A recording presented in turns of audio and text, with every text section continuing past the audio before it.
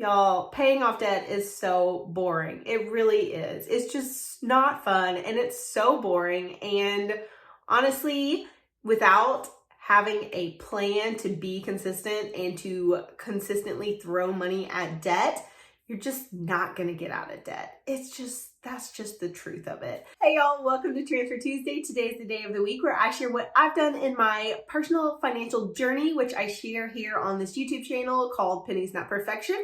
And if you're new here, my personal finance goals of 2020 are basically to pay off debt that I've been working on for a while and to max out my Roth IRA. I've already hit several financial goals this year, which I document here on the channel to both keep me accountable, to keep me consistent, and to motivate others to do the same, because not everyone likes to talk about money in real life. So having a money friend online like me is really helpful if you are on a similar journey. So today I'm going to share what I did this week to pay down my debt and to invest, because both of these are goals that I really, really value, and that is why I'm doing both at the same time. So today I'm going to share what I did with each of them.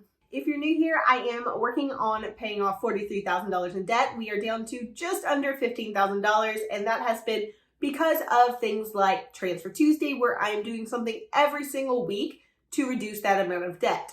In the time that I've done this, I've also saved up to pay for a car in cash, and we've saved an emergency fund during this pandemic. I am a big believer in working toward multiple goals at once, because few of us have just one single financial goal. Most of us want to achieve multiple things at once. So today I'm going to share what we've done, and I'm going to shout out some of your wins, because I am not the only one that does Transfer Tuesday anymore. A lot of you guys do it as well, and that is super awesome. I love seeing how being consistent every single week helps you achieve your financial goals. So let's look at the comment of the week for last week. The comment of the week last week was from Mary. She said, "We paid our last payment on our $23,000 HELOC loan today." Great job, Mary. Okay, so my first goal is to max out my Roth IRA, and this is something that I am really excited about because I've never maxed out my Roth IRA in a single year. I've always contributed something every single year, but I've never hit that max amount. This year, the max amount is $6,000, so I'm putting $6,000 post-tax income into this account. I'm doing this by budgeting $100 every single week from our take-home income, and then putting that $100 in every single week. I did $100 this week, and that took me from the 22% that I had funded last week, which was $1,300, up to the new amount, which is 23%, and that is $1,400. So I've put $1,400 into the 2020 Roth IRA max for the year. These contributions are something that is capped, and you can only do a certain amount per year, so I'm excited to hit that amount this year. Since this goal is very measurable and it is something that I am consistently working on, I decided to give myself a little chart. So I printed off one of the charts from my shop that I can color in for maxing out my Roth IRA this year.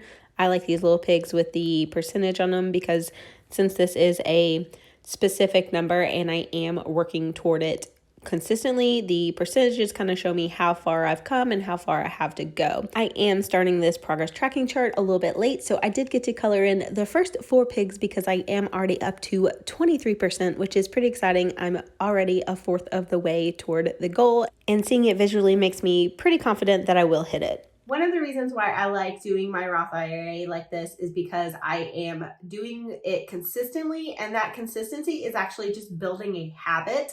Having the habit of sending $100 every single week toward my investments is really something that is going to benefit me in the future. I don't need this money anytime soon. It is for the long term. It is for retirement investing. And I will eventually start talking more about retirement and maybe early retirement and things like that. I do have a lot of thoughts on this, even though I've never mentioned it on the channel.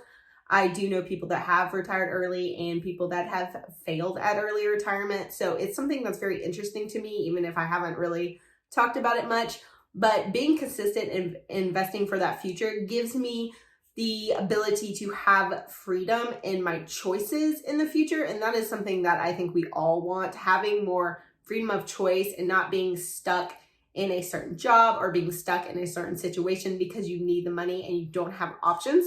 Is something that I've unfortunately seen too often in people in my own life, and having to go back to work when you're in your 70s and not be able to afford a very minimal lifestyle is just really a sad thing, but it's also something that happens a lot because people don't save for their future. So no matter what age you're at right now, I highly recommend that you do save and invest for the long-term future because it does make a difference if you're doing it consistently over time. That money has a lot of time to grow and it is so important, especially if you're young. The earlier you start, the better. So if you are in your 20s or younger watching my channel, oh my goodness, it is to your benefit to invest as well as pay off your debt. If you don't think you can be consistent with this kind of investing, if you don't think you'll manually do it every week, you can totally set up an automatic payment. I like to do it manually just because I have a weird YouTube channel that talks about money, but automatic investing, automatic setting up that payment to go without any word from you, any effort from you is actually the best way to do it. So if you can set up a weekly transfer for your money to go into investments, it's a really great way to make sure that you're consistently doing this and you're consistently putting that money toward investing for your future. Okay, now let's talk about debt payoff. So debt payoff has been something that we are always consistently working on. We keep moving forward, and some weeks we move forward more than other weeks. And that is mostly because I use all of my side hustle income for paying off debt, and I don't get paid every single week or every 2 weeks like a normal job. I get paid once a month or once every other month, or some things do pay me once a week, but it's all very, very different and very inconsistent. So I get money when I get money, and that is what I apply toward this debt. So I started this week with a balance of $14,796.60. I used $100 from my side income to put a payment toward this debt.